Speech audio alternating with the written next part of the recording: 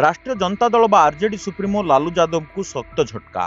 बिहार विधानसभा निर्वाचन प्रक्रिया आरंभ होइथिबा बेले एवं आज किंबा आसंता काली इंडिमेंटरे आसन बंटन हेबाकु थिबा बेले ठके मामलारे लालूंक नारे चार्ज फ्रेम होइछि।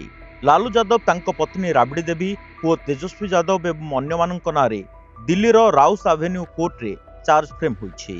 लालू यादव रेलमंत्री थिबा बेले घरोई संस्था को आईआरसीटीसी ठिका प्रदान पई से एवं तांको परिवार मूल्यवान जमी लांच नैथिबा सीबीआई अभियोग करिछि।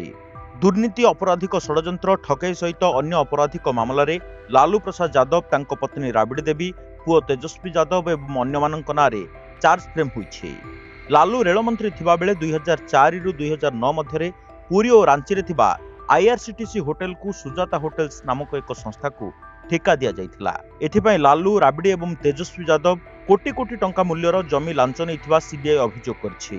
तेबे अभियुक्त माने निजको निर्दोष कहिथिबारु मामला जारी रहिबो बोली कोर्ट पक्षरु कहा जाइछि।